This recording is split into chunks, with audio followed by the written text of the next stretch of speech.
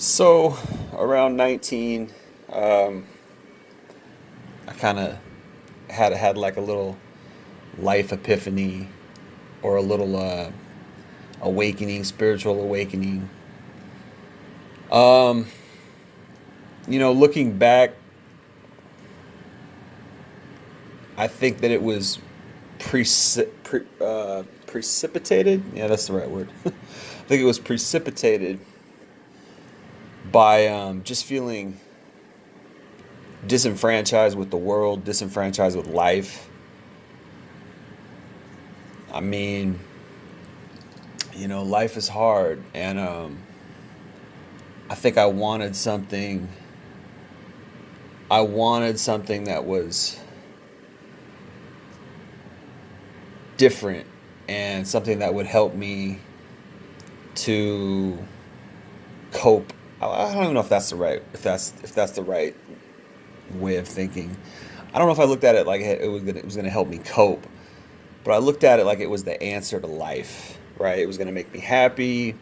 I could trust God, and it actually did for a while. It really did. I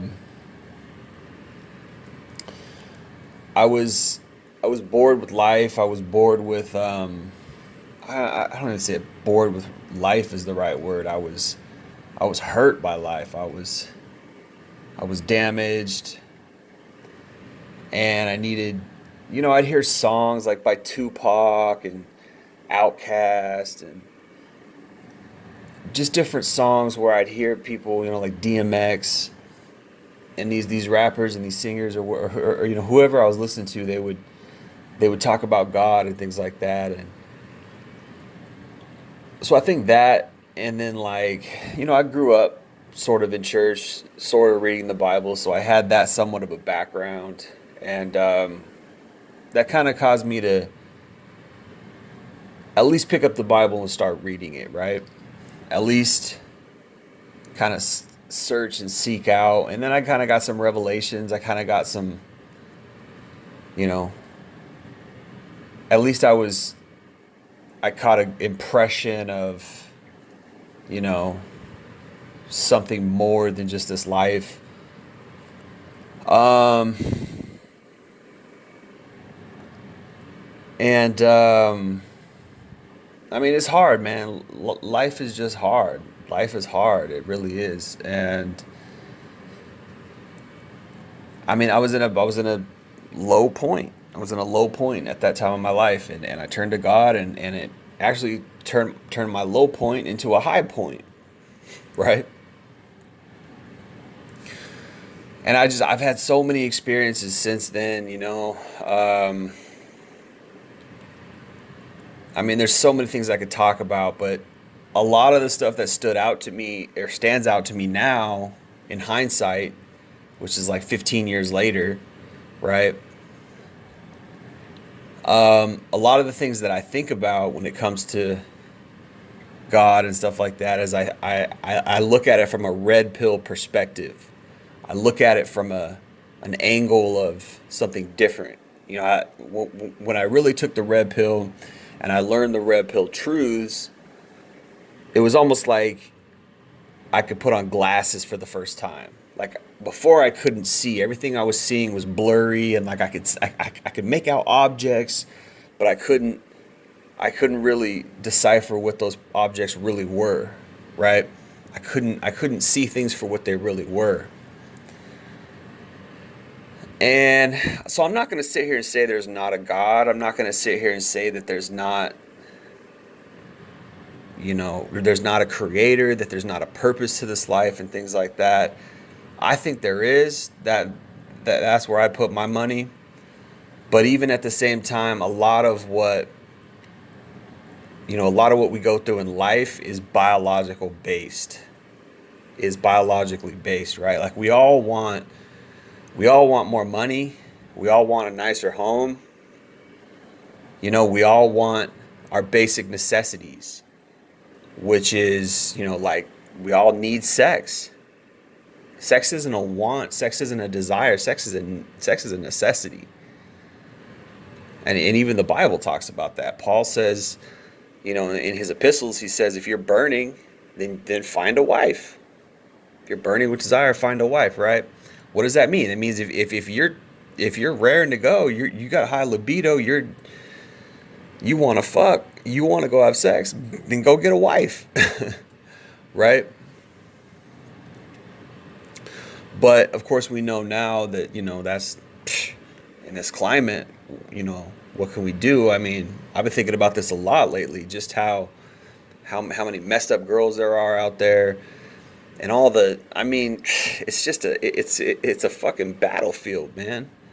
It's like walking through a minefield.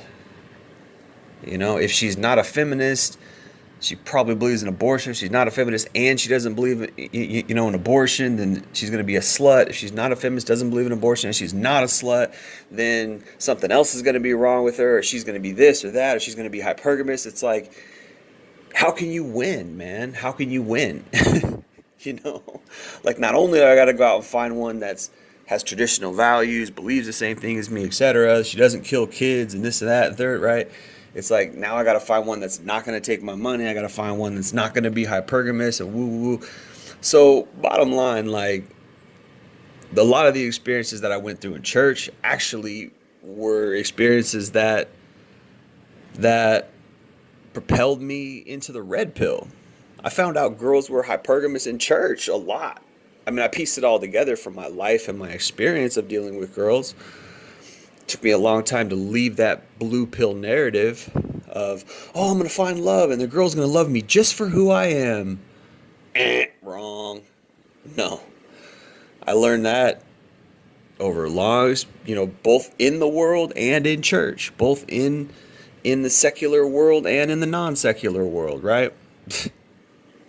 I learned the hard way. And girls in church are just as hypergamous, if not more hypergamous. They want a dude who has the money, and they want to get taken care of, at least in the world. Like, maybe you can get a girl who will go 50-50 with you, like she'll work and you can work and you guys can both. But no, in the church, like, they expect you to do everything. Like, they want you to be making $100K a year, dress super nice, pretty much an elder in the church, a leader. I learned that, man.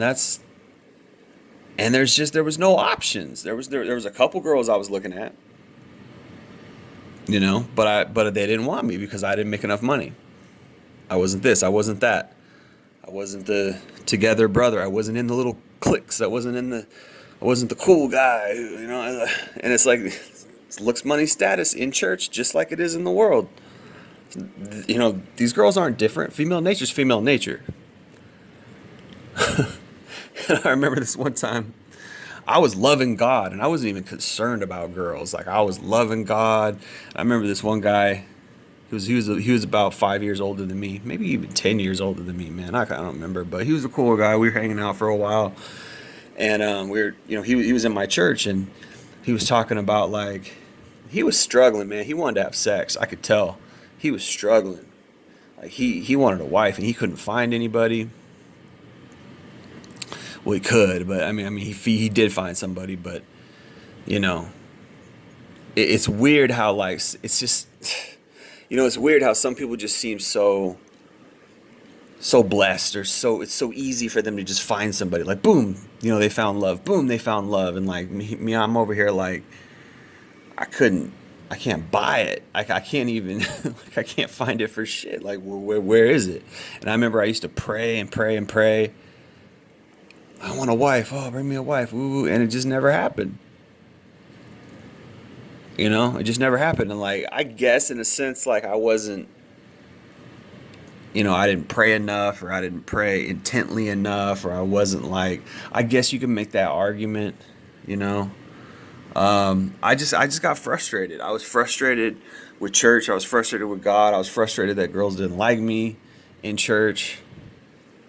And I stopped loving God because I moved to a different city, and I didn't love him anymore. And then what happened was I moved out from that area, and I moved to a city where, I know I could love God in this church, unlike the other church, the other city, with the church. But now it's like, now I've been through too much. Now it's like, now I'm mad at God, and now I don't even want anything to do with God because of all the shit that he put me through, or all the shit that I went through, whether he put me through that or not. The Bible says that you can't have a hair on your head fall to the ground without God knowing. Basically, meaning like he arranges everything in our life. And I've heard, theologians and Bible scholars say that, yeah, God arranges everything in our life, all the details, everything. And like, I've had so much shitty things happen to me in my life. So you're telling me that God arranged all those shitty things in my life? That's what they're telling me. That's what the Bible's saying.